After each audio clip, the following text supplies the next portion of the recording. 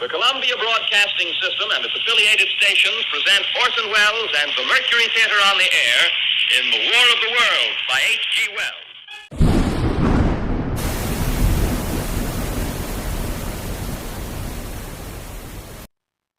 Hello everybody and welcome to Storm Reads, and today I hope I'm going to have what is going to be kind of a fun and different video. I am going to be talking about War of the Worlds by H.G. Wells and also the Panic broadcast by Howard Koch, and this is the whole story of the Orson Welles radio broadcast show. Because on this day, 86 years ago, Orson Welles decided to do his radio broadcast featuring H.G. Wells' War of the World, and it panicked a whole bunch of people around the United States. Some of them maybe only caught certain parts of the broadcast, and the way he done it, it made it seem like it was breaking now news and things like that. So it was a very different broadcast.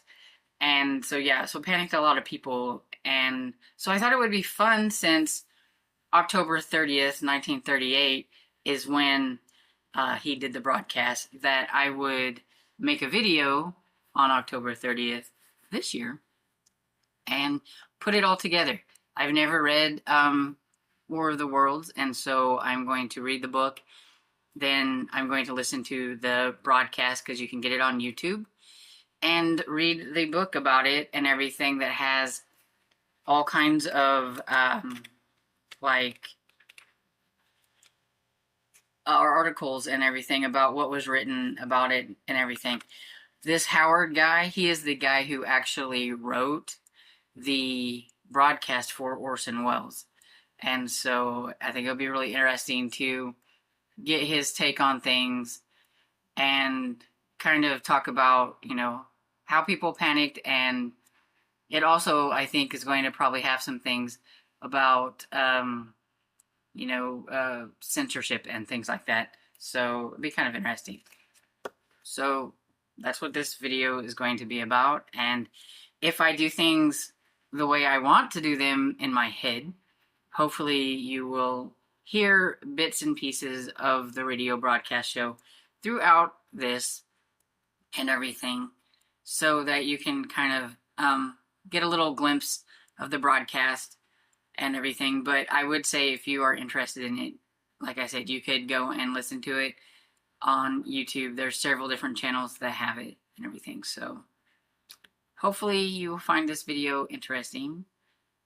And so now we'll get into the book. We know now that in the early years of the 20th century, this world was being watched closely by intelligences greater than man's, and yet as mortal as his own. We know now that as human beings busied themselves about their various concerns, they were scrutinized and studied, perhaps almost as narrowly as a man with a microscope might scrutinize the transient creatures that swarm and multiply in a drop of water. So, how did you like that little tidbit before my review? I put that in there from the broadcast because it's has a lot of like the first few sentences in that. So I thought that was pretty cool, because the first couple of sentences in the chapter 1 says almost most of the stuff that Orson Welles had said in the broadcast. So I thought that was kind of cool and everything. So what did I think about the book? I thought it was okay. I've read one more piece from H.G. Wells, which was The Island of Dr. Moreau, and I will say that I probably like this a little bit more than that one. I did listen to it on audiobook, and I do think that helped. I'm not a huge fan of like the narrative type of writing style, where you've got this one person telling a story. You don't even know who the guy is. It's just I this, I that. You don't even get his name. So all I can do is say the narrator of the story did this or that, because I don't know who it is. And anyway, it starts out, you know, kind of everything's peaceful and tranquil and all that kind of good stuff, and then they have their first falling star, which everybody thinks at first it's a meteorite and everything. Even though they've been watching Mars closely, I mean, they just figured it's probably a meteor. And whenever they get there and they find out that it's this like giant cylinder, that it's not a meteor, then everybody suspects that it's Martians because, of course, at this time period they were studying the Mars and they had seen some flashes on Mars. So they're thinking that those must have been them sending some of their Martians down here to us, and then everything's not quite, they don't quite panic, it seems like, right away, even after the first initial like attack. You have the narrator who's like excited to go and check things out, but he's like, you know, when the cylinder starts opening up and there's something pops its little head out, he's like, okay, I'm done, you know, I'm headed out of here. He doesn't quite go all the way away because he is still curious. It wasn't till the first heat ray happens where it disintegrates some people that are nearby and everything that he's like, holy heck, I gotta get out of here. That's my words, not his, but you know. And yeah, so he runs and everything, and I thought it was kind of strange that he thought it was okay to just go to get his wife and go 12 miles away from where they are, and that was going to be safe from a Martian invasion. I don't really see how that's going to really save you from, if they're going to be attacking everywhere. I don't really think that 12 miles is going to really make a big difference. But I did think it was good that he thought, you know, to try to get his wife out of harm's way and everything. He had to rent what they call a dog cart. And that is, it's a horse and cart a lot of times, but also I guess big dogs will do it too. So that's why they call it a dog cart. And he does tell that the innkeeper that he will bring it back, which is why he takes his wife and puts her with his cousin and then goes back into where everything was. Because I'm like, why on earth, if you're going to go 12 miles away, why go back to where all the Martian stuff is happening? But I mean, going back there just gets himself into trouble, and that's where he has to witnesses most of everything that's happening and all that stuff and everything. But it's definitely, it's told in like not a lot of dialogue, so it's like big chunks of just his narration and everything of what's going on and everything, and it's just hardly any dialogue at all. Now there is dialogue, but just not a whole lot, and there's not a whole lot of main characters in this or anything. It's just basically him telling the story. He does run across an artilleryman at one point, then he runs across a curate at one point, and then you have like what's going on with them. And then I thought it was really kind of strange that and I guess since you could say this is kind of like his diary of what happens, he gets to insert what happened to his brother in London and what's going on in Surrey and all that kind of stuff. This is Victorian time. It was written in Victorian times and everything, so this is my nod to Victober, because I wanted to read something for Victober, but I didn't really know what to do. But then, you know, I had this idea, and so I thought I'll just go ahead and read this since I've never read it. Listening to it on audiobook helped, because the narration on that helped, because it was like this dude's telling me a story, but it's an oral story instead of me reading about it. And I could speed it up a tad bit, and so it made it seem like a lot of action was happening like rather rapidly, instead of just words after words after words of not a whole lot of things happening at first. And then we get into the Martian invasion and all that kind of good stuff. But yeah, I give it 3.5 stars, probably 3 stars on Goodreads. It was just okay for me. I'm not a huge sci-fi person, I will admit. I do try sci-fi, and maybe one of these days, if I try enough of it, I will enjoy it, but it was just okay. There, I did think the ending was a bit anticlimactic. I wasn't expecting that kind of an ending, I guess, and how everything wraps up, and can't really say anything because I don't want to spoil, but if you've read it, you know, I don't know, it was just like, and it's over. I don't know. It's just, I don't know. Just the way it wrapped up was just kind of strange. Now I'm going to listen to the radio broadcast and work on this. Now I have been reading this already because I kind of wanted to kind of see about what it was like in 1938 and what some people had said about everything that happened and everything, so that when I listen to it, then maybe I can kind of, you know, put myself in like that place and kind of listen and see what I would think about it, like if I was to maybe just come onto the broadcast in the middle of it and not know that it was a radio show or something like that, because I think that's what happened with some people. And so yeah, so I will be talking probably about the broadcast and this kind of together, and so that will be what I talk about next whenever I come on here. We take you now to Grover's Mill, New Jersey. Mr. Pearson, I myself made the 11 miles from Princeton in 10 minutes. Well, I hardly know where to begin. Thanks for your word picture of strange things before my eyes, but something out of a modern Arabian Night. Well, I just got here. I haven't had a chance to look around yet. I guess that's it. Yes, I guess that's the thing directly in front of me. Half buried in a vast pit.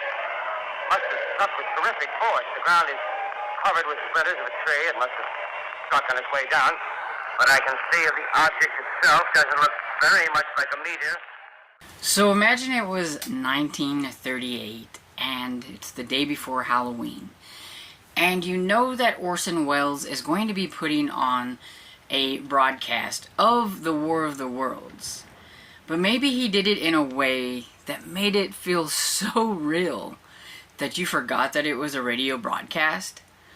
Or maybe you were on your way home from work and you just tuned into the broadcast right in the middle of all the action. Yes. How are we, as people, so easy to panic?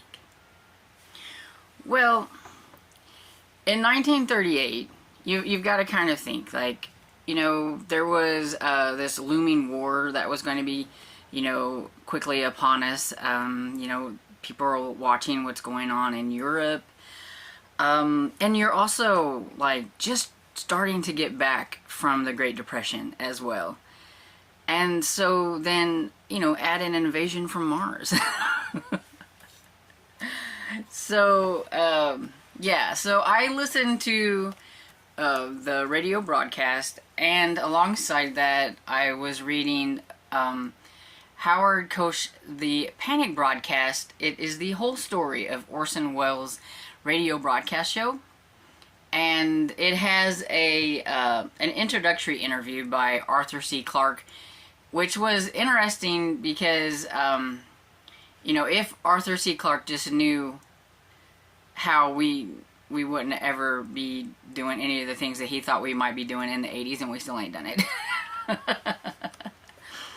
But yeah, so I thought this was rather interesting, and the fact that the guy who wrote this was also the guy who wrote the radio broadcast for Orson Welles. So Howard was a young playwright, and he was working for the Mercury Theater at the time, and he was told by Orson Welles that he wanted a dramatized version of the War of the Worlds, and he wanted it put in news bulletins and everything. And they did not realize that by putting it into a news bulletin type of a version of the dramatized version, that it was going to panic a whole lot of people, and it panicked a lot of people. Howard had 6 days to come up with what he was going to write for this broadcast, and he knew right away after he read the novella that he was really not going to be able to use hardly any of the actual material from the author, except for the descriptions of the Martians themselves. And so where was he going to create this invasion? He had no clue. He took a map and he took a pencil and he closed his eyes and he picked a spot. And that spot happens to be Grover's Mill. So the fact that he actually created this broadcast in an actual place, I could see that being making it a lot more for people to panic. Like, they would be easier to panic people, I guess you could say, because Grover's Mill's an actual place. It's not like a made-up place that he made. It's an actual place. He liked that place also because it was close to Princeton and the observatory that was there, and so that he could also use that in his story. I've played a few little sections from the broadcast, but I really think you should go and listen to it for yourself if you've never listened to it, and just imagine what happened when somebody came in on the middle of it, when, you know, they're talking about what the Martians look like and all these things, and how people have died and all these things. I could see how it could create a panic. A lot of people are just very susceptible to panic. We've seen that, you know, here in the last few years with things that, you know, people going on what I would say a toilet paper run. And it's just human nature, I think, to panic. And so I don't think they really realized what this broadcast was going to be, because they announced it early. They said they were going to put it up on, you know, the eve of Halloween. You know, they did all the proper things to let everybody know that they were going to be doing this dramatization of the War of the Worlds. I think it was because of the way they put it in news bulletins, you know, attention people, this is what's going on. We're now going to take you to the location of Grover's Mill where all this stuff is happening, that it made people forget what they were actually listening to. And so I'm going to like read some little pieces in here. It has all these newspaper clippings from the actual, like, the articles that came out the next day. Howard had no clue what had even happened until the next day when he was going about his business, and I think he said he went into a barber shop or whatever, and they were talking about Martian invasions and all these things, and he's like, what's going on? And they're like, haven't you heard? And yeah, he had no clue that the kind of chaos that he had created and until the next day and everything. So I'm going to read a little section from this newspaper because I think it's interesting to get the actual take of, like, actual people, you know, and everything, not just me talking about it. And yes, I can't read this little print, so bear with me. I heard that broadcast and I almost had a heart attack, said Lou Winkler of 1322 Clay Avenue, the Bronx. I didn't tune in until the program was half over, but when I heard the names and the titles of the federal, state, and municipal officials, and when the Secretary of the Interior was introduced, I was convinced that it was the McCoy. I ran out into the streets with scores of others and found people running in all directions. The whole thing came over a news broadcast, and in my mind, it was a pretty crummy thing to do. What's kind of a crummy thing to do? I don't blame Lewis for being a little mad. And Lewis made a good point that I hadn't talked about.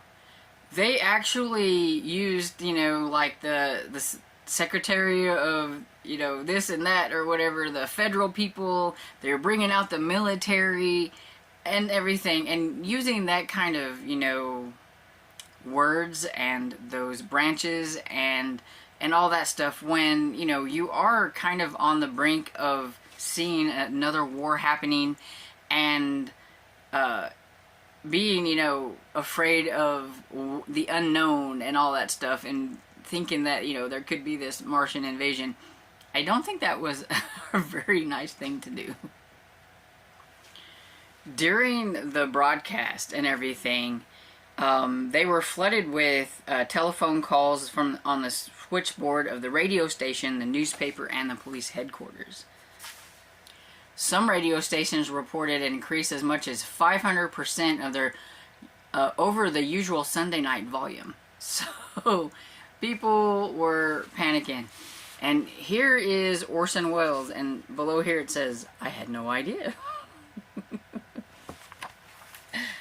So in the middle of the broadcast, the Columbia Broadcasting System and the Mercury Theater was already getting like bombarded with phone calls and, you know, what in the world are you guys thinking? What are you doing?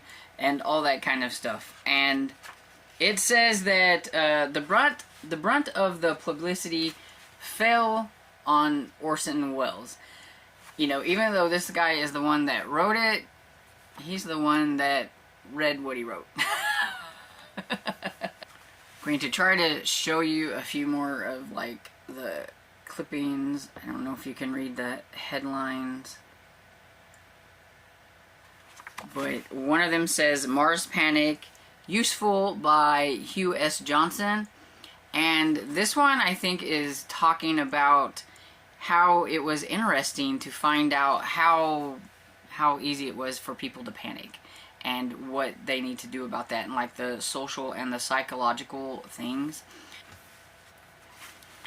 Here are some more articles that were written on it, and some of these were also using it as like censorship and things like that, about how far can a theatrical program go, what they should and shouldn't do. They were wanting to make some laws and everything that says you can't do these sort of things on the air and things like that. Things that we are still seeing to this day. People are trying to censor other people from speaking, censoring books, censoring, you know, anything that they don't care for. So we're still seeing that today. And it was going on even in 1938. And here was an article that's called Preparedness versus Panic Issue, where it's talking a lot about, you know, how we, you know, are easily panicked and things like that. Professor Hadley Cantrell of Princeton and his research staff did an exhaustive study into the cause of the panic reaction, which was published by the Princeton University Press under the title Invasions from Mars. They estimated that approximately 6 million listened to the program, and of that number, at least 1,200,000 took the broadcast literally and reacted according to their natures and circumstances. In addition, an unknown number who were not tuned into the broadcast were caught up in the mass hysteria. So, you know, when somebody comes running through saying we're being invaded by Mars, even if people weren't listening to the broadcast, they were still panicking. They were still like, you know, caught up in, you know, all of it. It's just really interesting how easily we are caught up. And then the cartoon started coming out.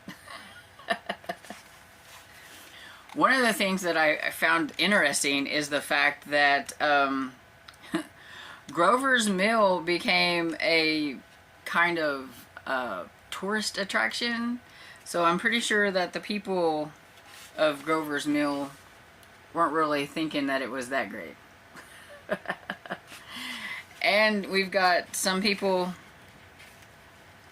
here. We got some prepared people. Let's see if I can find the one. He's gonna get those Martians, so either that or stay off my property. I don't care if you thought Martians were invading. I'm tired of messing with it. And another little interesting thing that I found was that the social and psychological factor which contributed to the panic were not confined to America.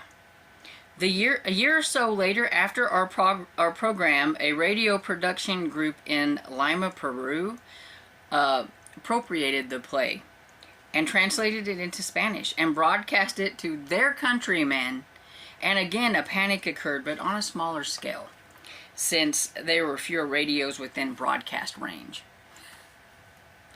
But it's interesting how, I mean, I'm sure people were finding out all over the world how the United States was panicking because of like this broadcast that happened, but that somebody decided that it was a good idea to take it and translate it into Spanish and put it over their airways and panic their own people. I thought that was kind of interesting that even like a year later, other people were being panicked and everything by it. But I found this to be really interesting. I thought the broadcast was pretty cool and everything. That's why I said you should go and check it out. But the fact that so many people panicked, it says that there were a lot of injuries and a lot of people stuck in traffic and traffic jams and all that stuff. But they said nobody was killed or anything, though a husband did stop his wife from taking poison because she thought she was a goner and she was just gonna do herself in instead of the Martians getting her. I'm glad her husband was there to save her, or there could have been worse incidents than just people getting injured, and I'm sure some egos and everything, you know, I'm sure people felt really silly afterwards and, you know, were being made fun of and things like that. You know, I would not have wanted to been there during that time period. And so hopefully you found this video interesting. I thought it would be fun since the broadcast came out on October 30th to kind of do a little dive into, you know, like reading the book for the first time because I'd never read it before, and then seeing what it was that made everybody panic because I'd never listened to the broadcast before, and just you know, finding Howard's take on everything and what he thought about society as a whole and how this broadcast made everybody panic, and, you know, kind of the aftermath, because I guess even years afterwards there were tourists coming to see where the invisible invasion happened in Grover's Mill and everything. So I don't know if it's talked about in any of those places nowadays or anything, but I do know it says for years afterwards, like, they would, you know, talk about it on the day, on October 30th, it would be brought back up again about what happened. So, like, they'd have an anniversary of, like, the things that happened and everything. So if anybody lives around that area, they can let me know. Do they still talk about this Orson Welles panic broadcast? I would be interested in knowing. And let me know what you thought about this video down below, and I hope it at least entertained you on this day before Halloween, and I hope you have a happy Halloween. And if you like this, please give it a thumbs up and subscribe, and I will see you all in the next video. Bye.